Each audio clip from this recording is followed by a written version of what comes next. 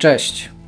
Niektórzy z okazji 100 000 subskrypcji nagrywają specjalny odcinek. Pomyślałem, że mój kanał ma takie zasięgi, że przy 10 subskrybencie warto zrobić coś równie specjalnego. Dzisiaj będziemy mieli grę Mechanic, symulator pociągu EN57. Gra pochodzi na pewno sprzed roku 2000. Jest to gra DOS-owa. Jest to mój pierwszy symulator kolei, z jakim miałem przyjemność się zetknąć. Nie ukrywam, że ta gra dla mnie po tylu latach jest wyzwaniem. Jakby to powiedzieć, no jest inna niż obecne symulatory. Zresztą zobaczcie sami. W grze mamy kilka opcji w menu. Mamy start, mamy opcje, które obecnie nie działają. Mamy o programie, gdzie możemy dowiedzieć się, kto robił tę grę.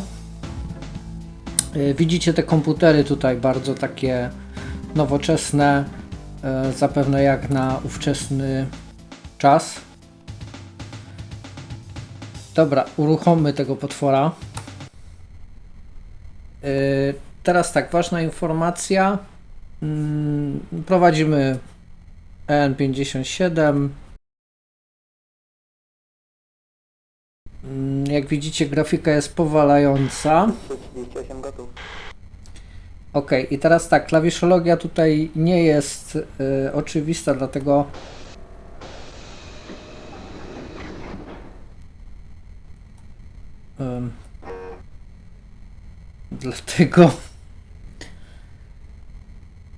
uznajmy, że tego nie było. Jak widzicie, na dole mamy karę, czyli informacje o tym, co zrobiłem źle. Informacje o tym, że coś zrobiliśmy źle, to nam się ta kara zwiększa. Mamy tutaj fajnie pokazany nastawnik. Tu mamy wskaźnik do ograniczenia do 90 km/h. Fajnie jest tutaj zrobiony nastawnik jazdy, ponieważ kolejne klawisze od Z do M nam pozwalają na ustawienie odpowiedniej pozycji.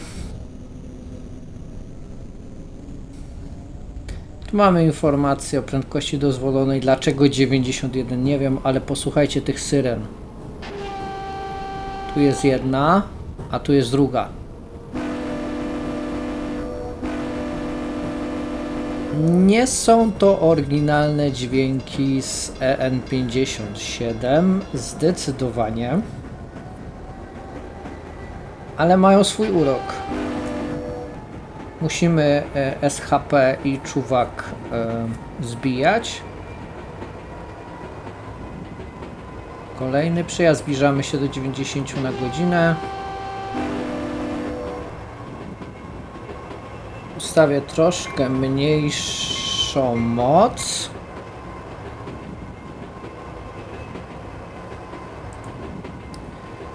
Wersja, w którą gramy, jest to wersja, jakby to powiedzieć, oryginalna, którą początkowo wydano. Do tej wersji, domyślam się, że w opcjach można było wybrać inne scenerie, jeśli miało się je wgrane. Ok, kara mi leci w górę, ponieważ trochę za dużą mam prędkość. W tym miejscu mamy informację o poziomie hamulca w skali od 0 do 10. Odpowiadając na niezadane pytania, ta trasa nie jest długa, więc przejedziemy ją sobie całą. Mamy żółte światło czy pomarańczowe, jak to woli, co oznacza, że następny semafor będzie czerwony stój. Mieliśmy wcześniej wskaźnik informujący o tym, że zbliżamy się na drodze hamowania do przystanku osobowego. Widzimy go po prawej, widzimy też podróżnych, którzy wsiądą nam do pociągu.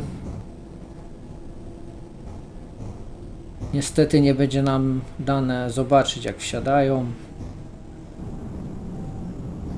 Proszę nie siedzieć na krawędzi peronu. Ach, piękne, piękne hamulce. Otwieramy drzwi. Mamy nadzieję, że tylko raz. Możemy hamulec ustawić na 0. Mamy zielone światło. Czekamy na pozwolenie od kierownika na odjazd.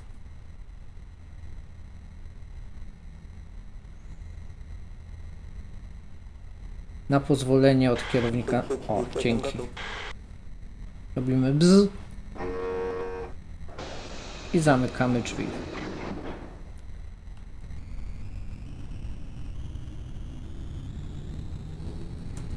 Następnie zadajemy moc i jedziemy dalej.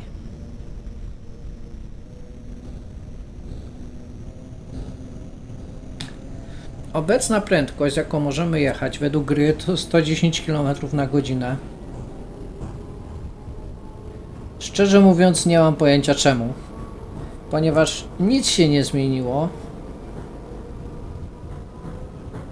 Chociaż nie, tam było ograniczenie do 90. Dobra, nieważne. Migające pomarańczowe. Co to oznacza? Że następny semafor będzie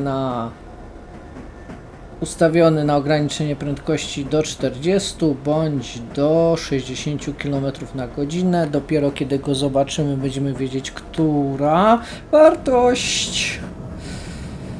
Przepraszam. Okazało się, że jak już zobaczyłem ten semafor, to już było troszkę za późno. Okazało się, że do 40 km na godzinę.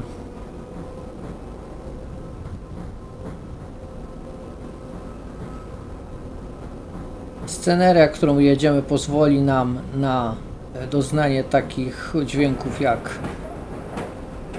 przejazd przez zwrotnicę. Możemy jechać 110 na godzinę.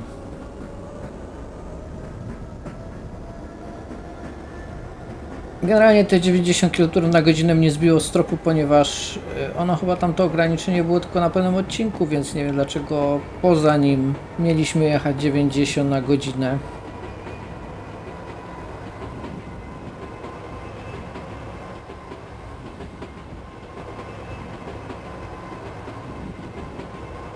A, dobra, możemy jechać 110, zasugerowałem się. Mamy na tej scenerii także takie cuda jak jazda bezprądowa. Gdzieś tam się pojawi. Nawet stoi pociąg, proszę zobaczyć, po lewej stronie na bocznicy.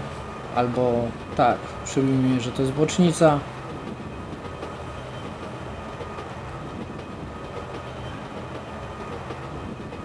Ograniczenie do 60. Podać sygnał baczność.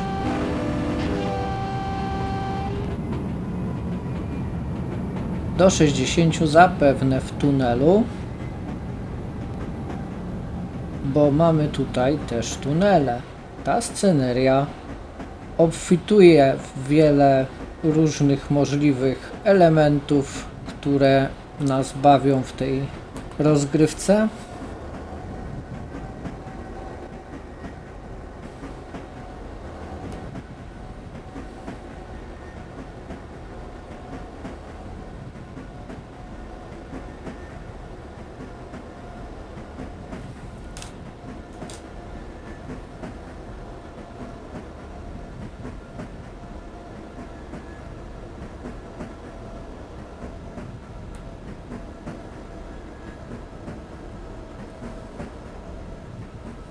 Ok, koniec ograniczenia prędkości, możemy jechać 110 km na godzinę, aczkolwiek gra twierdzi inaczej, bo twierdzi, że 100.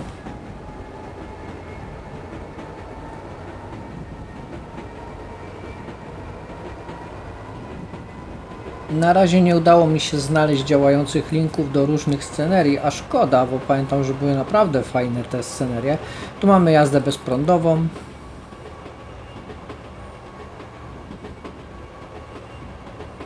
Koniec jazdy bezprądowej.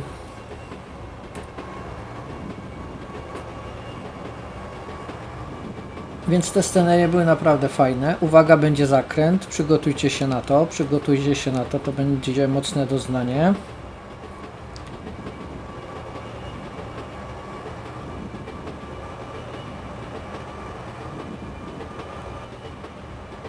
premedytacją przekroczyłem dozwoloną prędkość, ponieważ myślałem, że może to wyświetlanie nie działa dobrze, ale no nie. Jednak ta 100 tutaj ograniczeniem jest. Dlaczego? Nie wiem. Ale ja się nie znam. No i jedziemy przez pola, łąki, lasy. Znaczy mam wrażenie, że ta sceneria została stworzona po to, żeby pokazać potencjał, czyli pokazać co można, jakich elementów można użyć, żeby stworzyć własną scenerię. Tu jest stacja, tak swoją drogą, w ogóle nie oznaczona nigdzie. Właściwie to przystanek osobowy. I powiem szczerze, nie wiem czy uda nam się wyhamować, bo hamulce akurat tu są bardzo fajnie oddane, czyli są nie do końca dobre. Oj, chyba...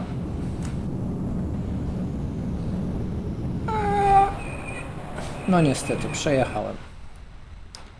Otworzymy drzwi, kara się nalicza.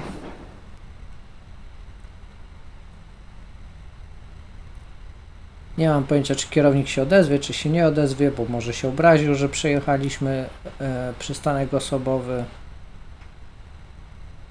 Odezwiesz się?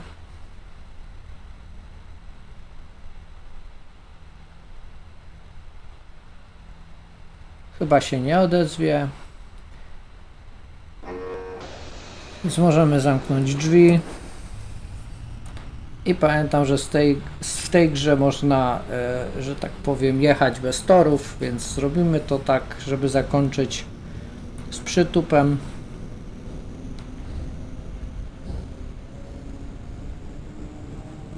Jestem bardzo ciekawy waszego zdania, czy warto próbować znaleźć tę scenerię i nagrać kolejny odcinek z jakichś bardziej dopracowanych scenerii. Ta sceneria, jak widzicie, ma tylko 6 km długości, więc jeżeli jesteście zainteresowani, dajcie znać, czy szukamy tych plików ze sceneriami i próbujemy nagrać jakiś odcinek z normalnych scenerii, a nie tylko tej scenerii demo, czy może jeśli chodzi o Mechanika N57, tę grę, to wam wystarczy. Dzięki bardzo. Zostawcie jak zwykle lajka, zostawcie jakiś komentarz, zasubskrybujcie kanał. To mi się bardzo przyda, jeśli chodzi o zasięgi. No a przede wszystkim jest, jak zwykle, to powiem, motywacją dla mnie, aby dalej tworzyć. Dzięki wielkie, dobrego dnia, cześć!